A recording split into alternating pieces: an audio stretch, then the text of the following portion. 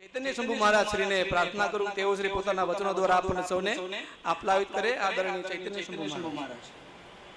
સચ્ચિદાનંદ રૂપાય વિશ્વોત્પત્તિ આદિ હેતવે તાપત્રય વિનાશાય શ્રી કૃષ્ણમ વયમ નમઃ. બોલીએ ભાગવત ભગવાન કી, સદગુરુ દેવ કી. ઓમ નમઃ પાર્વતી પદે હર હર મહાદેવ.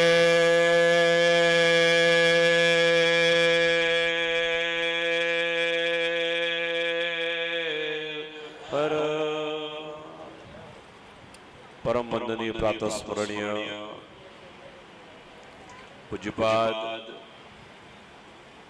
દાદાજીની 22મી પુણ્યતિથિએ આયોજિત આ સંત સભાની અંદર ઉપસ્થિત પરમ વંદનીય પ્રાતસ્મરણીય વૈષ્ણવ સમ્રાટ પૂજ્યપાદ મોહનદાસજી મહારાજ, મારા પૂર્વવક્તા પરમ વંદનીય પ્રાતસ્મરણીય ધર્માચાર્ય શ્રી અખિલેશદાસજી મહારાજ, લાલગેબી આશ્રમના મહંત પરમ વંદનીય પૂજ્યપાદ મહાદેવ બાપુ, મંચસ્થ બિરાજમાન સૌ મહાનુભાવો, આજના આ કાર્યક્રમની અંદર ઉપસ્થિત, જેની અંદર આપણે સ્વયં દાદાજીના જ દર્શન કરીએ છીએ અને આપણામાં એવું કહેવાય છે કે ત્રીજી પેઢીએ એ સંસ્કાર આપણી અંદર આવતા હોય છે. એવા પૂજ્ય ભાગવતાચાર્ય ભાગવત ઋષિજી, પૂજ્ય અનંત કૃષ્ણજી, ઉપસ્થિત વિદ્વજન બંધુ ભગીની, આજે દાદાજીને આપણી વચ્ચેથી વિદાય લીધે 22 વર્ષનો સમય વીતી અને 22 વર્ષના સમયની અંદર આજે આપણે જોઈએ છીએ કે ઘણું બધું ધર્મની અંદર પણ બદલાય. દાદાજી એક એવું વ્યક્તિત્વ હતું કે મને યાદ છે 1986 ની અંદર દાદાજી અમારા ઘેર મારા પિતાશ્રીને મળવા માટે આવેલા. રાયપુર પખાલીની પોળ, હું એ વખતે કાલુપુર બેંકમાં નોકરી કરું. નોકરીએથી આવ્યો અને ઘરમાં જોયું તો મારા પિતાશ્રી ખુરશીમાં બેઠેલા, દાદાજી પલંગ ઉપર બેઠેલા. એટલે મને આશ્ચર્ય થયું કે મારા પિતાશ્રી કોઈ દિવસ કોઈની સામે નીચે ખુરશીમાં આજ સુધી મેં બેઠેલા જોયા નથી. પછી મને એમણે કહ્યું કે તું એમને પ્રણામ કર. મેં દાદાજીને પ્રણામ કર્યા. દાદાજીએ મારી પાસે એક વચન લીધેલું, એ વખતે બરાબર મને યાદ છે. મને કહ્યું કે ઓછામાં ઓછી દિવસથી 12 ગાયત્રીની માળા, એ ન થઈ શકે તો ઓછામાં ઓછી 3 માળા એ તારે કરવાનું. આજે તું મને વચન આપ. અને વચન મેં એમને આપ્યું ને આજ સુધી વચન પાડવાનો હું પ્રયાસ કરી રહ્યો છું. ત્યારે મને, કારણ કે મારા પિતાશ્રીનો જે પ્રભાવ હતો ગુજરાતની અંદર, અને એ મેં જોયું કે મારા પિતાશ્રી એમની કોઈને આટલું બધું સન્માન ના આપે. અને હું હંમેશા ઘણી જગ્યાએ કહું છું કે સામાન્ય કથાકારો જે કોઈ હોય છે એને સાંભળવા માટે શ્રોતાઓ આવતા હોય છે, પરંતુ દાદાજી એક એવા વક્તા હતા કે જેને સાંભળવા માટે ભાગવતના વક્તાઓ માત્ર સાંભળવા નહીં, શીખવા માટે પણ આવતા હતા. અને અત્યારે જે ભાગવતની વ્યાસપીઠ ઉપર બેસી અને જે આપણે જોઈએ છીએ, અને એ જમાનાની અંદર દાદાજી છે, મારા પિતાશ્રી હતા પૂજ્ય ડોંગરે મહારાજ, આ બધાને આપણને જોઈએ તો આપણને કથાકાર અને કલાકારનો ડિફરન્સ ખબર પડી જાય. આ તમે સમજી આજે કથા એ બહુ સામાન્ય વસ્તુ થઈ ગઈ છે અને જ્યારે તમે વ્યાસપીઠ ઉપર બેસો કથા કરો અને વ્યાસપીઠ ઉપર બેઠા પછી તમારે કોઈની માફી માંગવી પડે તો હું માનું છું કે તમે વ્યાસપીઠ ઉપર બેસવાને હકદાર નથી, વ્યાસપીઠ ઉપર બેસવાને તમે લાયક નથી. આ બહુ નિર્વિવાદ સત્ય છે. આ બધા એવા કથાકાર હતા કે જે ભાગવતનું જે તત્વ હતું, ભાગવતની અંદર જે જ્ઞાન હતું, ભાગવતની અંદર જે ચિંતન હતું અને એને સરળતાથી વ્યાસપીઠ ઉપરથી જો કોઈ રજૂ કરતા હોય તો એ આ કથાકારો હતા. આજે તો હવે વોટ્સએપ ની અંદર જે ટૂચકા આવે એ ઘણા કથાકારોની વ્યાસપીઠ ઉપરથી હું વાંચતો હોઉં છું, જોતો હોઉં છું, આપણને નવાઈ લાગે. આજે તમે જુઓ કે કથાની વ્યાસપીઠ ઉપરથી ફિલ્મના ઉઘાડા ગીતો ગાવા લાગ્યા. અલા વ્યાસપીઠ છે, આ કોઈ કલાકારનો મંચ નથી કે તમે મન ભાવેવા ગીતો વ્યાસપીઠ ઉપરથી ગાઓ. એ દાદાજીમાં આપણને જોવા ન મળે. અને જે ભૂમિ ઉપર બેઠા છીએ આજે આ ભૂમિ અને દાદાજીની ચેતનાને હું વંદન કરું છું, પ્રણામ કરું છું. દાદાજી વિશે આપણે શું બોલી શકીએ, દાદાજી વિશે આપણે બોલવાને લાયક છીએ કે નહીં એ પણ મને ખબર નથી. કારણ કે સમર્થ વિદ્વાન ઋષિ મુનિઓનું વર્ણન આપણે ભાગવતની અંદર, વેદની અંદર, અન્ય પુરાણોની અંદર સાંભળ્યું. પણ જ્યારે પ્રથમ વખત દાદાજીના દર્શન કર્યા ત્યારે મને થયો કે જે પ્રાચીન ઋષિ મુનિઓ હતા એનું જીવતું સ્વરૂપ જો કોઈ હોય તો એ પૂજ્ય દાદાજી આપણી વચ્ચે હતા. એ દાદાજી આપણી વચ્ચે. દાદાજી માટે કહેવું હોય તો હું એવું કહી શકું કે એમની ઉપમા ન આપી શકાય. અગર કહેવું હોય તો એ અનુપમ હતા. જેમ સૂર્યની ઉપમા ન આપી શકાય, આકાશની ઉપમા ન આપી શકાય, ધર્મની ઉપમા ન આપી શકાય, એમ કથાકારોમાં જો કોઈ હોય, અનુપમ કોઈ હોય તો એ મારી દ્રષ્ટિએ પૂજ્ય દાદાજી. અને એ જે પરંપરા અને એ પરંપરા, હવે વશિષ્ઠ ઋષિનો તમે આખું જે રામાયણની અંદર તમે જુઓ તો વશિષ્ઠ ઋષિ ક્યારે થયા હશે? વશિષ્ઠ ઋષિ એવું દિલીપ રાજા હતા ત્યારે પણ એવું કહેવાય કે વશિષ્ઠ ઋષિ એમ કહ્યું કે તમે નંદી ગઈની ગાયની સેવા કરો. એ પછી કેટલો આખી વંશાવલી તમે જુઓ, કેટલી મોટી વંશાવલી ત્યાં આગળ રામાયણની અંદર આવે છે. અને છતાં રામ હતા ત્યારે એના ગુરુ પણ વશિષ્ઠ જ હતા. એટલે આ પરંપરા વશિષ્ઠની છે, આ યાદ રાખી લેજો. એટલે આપણીમાં એ વશિષ્ઠ જેમ હતા એમ ભાગવત ઋષિ આપણી સામે દાદાજીનું મૂર્તિમંત સ્વરૂપ છે. એ જ જાણી આપણે એમની સાથે વ્યવહાર કરવો જોઈએ.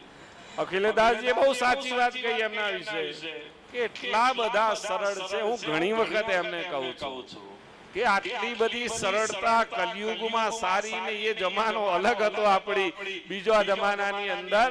તમે એક એવી સંસ્થામાંથી આવો છો, તમે એક એવા પરિવારમાંથી આવો છો, તમે એક એવા મહાન પુરુષના વંશજ છો કે જેના માટે અમે બ્રાહ્મણ તરીકે ગર્વ લઈ શકીએ છીએ કે ભાગવત વિદ્યાપીઠ એ કર્ણાવતી શહેરની અંદર છે અને એના સ્થાપક પૂજ્ય કૃષ્ણશંકર શાસ્ત્રી દાદાજી હતા. આજે આપણે ગૌરવ લઈ શકીએ છીએ. શાસ્ત્રીજી માટે એક જ વાક્યમાં કહેવું હોય તો સંસ્કાર, સંસ્કૃત અને સંસ્કૃતિનો ત્રિવેણી સંગમ એટલે પૂજ્ય દાદાજી. આટલામાં તમે સમજો. બીજી ઘણી બધી વાતો થઈ છે, જે છાત્રાલય, વિદ્યાભવન બનાવવાની વાતો છે. કાળક્રમે જે કાંઈ જરૂરત હશે તમારે કોઈ ચિંતા કરવાની જરૂર નથી. અમે તમારી સાથે છીએ. પણ ઘણી વખત તકલીફ એ થાય છે કે ગાળે ઉંદર અને ભોગવે ભોરી. પરંતુ યાદ રાખી લેજો, હું ભાગવત વિદ્યાપીઠના પટાંગણની અંદરથી બોલું છું અને તમને આશ્વાસન આપું છું કે જ્યારે પણ કોઈ પણ સંકટ હોય હું તમારી સાથે ખભે ખભા મિલાવીને ઉભા રહેવા માટે તૈયાર છું. તમે એક આકલ કરજો, ગુજરાતના 5 લાખ બ્રાહ્મણોને ભેગા કરવાની અમારામાં તાકાત છે. કારણ કે આ ભાગવત ઋષિજીના પૂર્વજોએ બનાવેલી સંસ્થા છે અને આની ઉપર કોઈનો કાગડોળો જો હોય તો એ મનમાંથી કાઢી નાખે અને અમે કોઈ પણ કાળે થવા દેવાના નથી. એ યાદ રાખી લેજો. પણ આ એક શરત છે કે યુદ્ધ તો આપણે જાતે જ લડવું પડે. યુદ્ધ આપણે જાતે જ લડવું પડે. અમે બધા તમારા સમર્થક છીએ, તમારી સાથે છીએ. અને બધા હાથ ઊંચા કરીને તમે કહો જરૂર નહીં પડે, હું તમને કહું છું, પણ કદાચ જરૂર પડે તો આપણે બધા એમની સાથે છીએ કે નહીં? આપણા બંને હાથ ઊંચા કરીને આપણે કહીએ. હું કોઈ બીજી ગેરમાર્ગે દોરવાની વાત નથી કરતો, પણ જ્યારે ઘણી વખત અમુક વસ્તુ અમે સાંભળીએ છીએ ત્યારે અમને દુઃખ થાય છે. હું તો ત્યાં સુધી કહું છું કે જો મારા બાપા આટલું મારા માટે મૂકીને ગયા હોત તો ગમે તેટલો મોટો ચમરબંધી હોય એને મહિનામાં એક દિવસ અહીંયા ચા પીવા મારી પાસે આવવું પડે. એ પરિસ્થિતિનું નિર્માણ આ જગા કોની પાસે છે? સાહેબ. અને એને આપણે દિવ્યતા અને એને ભવ્યતા આપણે બધાએ કરવાની છે. એ તો એક વ્યવસ્થાપક છે. આજે ભાગવત ઋષિ છે, કાલે અનંત કૃષ્ણજી છે, પછી એ પરિવારની આગળ આવશે. પણ આજે એક બ્રાહ્મણના ઘરમાં, કર્મકાંડી બ્રાહ્મણના ઘરમાં જો ગાડી છે, એના ઘરમાં ફ્રીજ છે, એના ઘરમાં એસી છે, એના ઘરમાં ઇન્ટિરિયર ડેકોરેશન છે.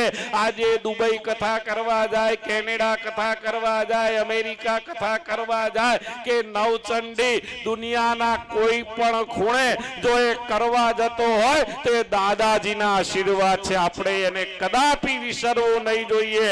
અને એ ઋણ શરૂઆતમાં કહીને રમાકાંત ગુરુજીને એમણે 3 ઋણની જે વાત કરી, બહુ સાચી વાત કરી છે એમણે કે દેવ ઋણ, પિતૃ, ઋષિ ઋણ અને પિતૃ ઋણ. આ 3 ઋણને કોઈ જગ્યાએ જો ચૂકવવાની શક્યતા હોય તો આ ભૂમિ ઉપર છે. આ 3 ઋણ આ ભૂમિ ઉપર આપણે ચૂકવી શકીએ એમ છીએ. એટલે સમય ખૂબ આગળ વધ્યો છે. 22મી પુણ્યતિથિ છે. 3 વર્ષ પછી 25મી પુણ્યતિથિ આવશે. અને હું એવું માનું છું કે 25મી પુણ્યતિથિ એ કોઈ સામાન્ય કોઈ સંતની ઉજવાય એવી આપણે નથી ઉજવવી. આપણે એના માટે 6 મહિના પહેલા ઋષિજી તમે એનો પ્લાનિંગ કરજો. અહીંયા અશોકભાઈ રાવલ આપણી વચ્ચે વિશ્વ હિન્દુ પરિષદના સંગઠન મંત્રી, ક્ષેત્રીય સંગઠન મંત્રી બેઠા છે. એમના પતિ પણ હું તમને વિશ્વાસ આપું છું કે આખું વિશ્વ હિન્દુ પરિષદ તમારી સાથે છે. અને એ અહીંયા આપણી વચ્ચે આપણે બધા ભેગા થઈ, સંતો પણ ભેગા થઈ અને ન ભૂતો ન ભવિષ્યથી કોઈની પુણ્યતિથિ ઉજવાઈ હોય એવી પુણ્યતિથિ 25મી આપણે આજ પટાંગણની અંદર ઉજવવાની આપણે તૈયારીઓ અત્યારથી ચાલુ કરી દેવી જોઈએ. અને છેલ્લે એક જ વાત મારી હું કહેવા માંગુ છું. હા, નહીં, આપણે બધાને બોલાવાનું નહીં, આપણે જ કરવાનું છે. આપણે કરવાનું છે, બોલાવાનું નથી. આપણે ભેગા થઈને આ કાર્યક્રમ સફળ બને એના માટે પ્રયત્ન કરવાના છે. અને પુનઃ આ નાલંદા જેવી વિશ્વવિદ્યાલય બને, તક્ષશિલા જેવી વિશ્વવિદ્યાલય બને અને પુનઃ દાદાજીના આપણને સૌને આશીર્વાદ પ્રાપ્ત થાય. એટલું જ કઈ મારી વાણીને વિરામ આપું. અસ્તુ. ધન્યવાદ. સૌને મારા જય મહાદેવ, જય પરશુરામ. ચૈતન્ય શંભુ મહારાજની ઉર્જસ્વી વાણીથી આપણા સૌમાં એક જોશ પેદા થઈ ગયો. પુનઃ તાળીના દ્વારા આપણે એમને વધાવીએ. ખૂબ તાત્વિક રીતે એમનું મૂલ્યાંકન જે પ્રાચ્ય કથાકારો હતા, ભૂતપૂર્વ કથાકારો જે તે સમયના, એમનું અને કથાકાર ને કલાકારો વચ્ચેનું જે અંતર છે એ એમણે આપણી સમક્ષ રજૂ કર્યો. પુનઃ વિદ્યાપીઠ જે છે, વિશ્વવિદ્યાલય જેવું ગરિમામય સ્થાન કઈ રીતના પ્રાપ્ત કરી શકે અને એની માટે આપણે સૌએ ભેગા થઈને શું કરવું જોઈએ એ બાબતે પણ એમણે આપણું સૌનું ધ્યાન દોર્યું. અહીંયા આપણે સૌના સાથ સહકારથી પરસ્પર દેવોભવની ભાવનાથી આ કાર્ય જે છે એ પરિપૂર્ણ થશે અને દાદાજીનું સ્વપ્ન જે છે એ સાકાર થશે. એ જ એમનો હૃદગત ભાવ આપણી સમક્ષ એમણે રજૂ કર્યો અને આપણે પણ મનોમન એવો સંકલ્પ કરીએ કે હા, દાદાજીના પુત્ર તરીકે અમારાથી જે પણ બનતું હોય એ ચોક્કસપણે અમે કરીશું.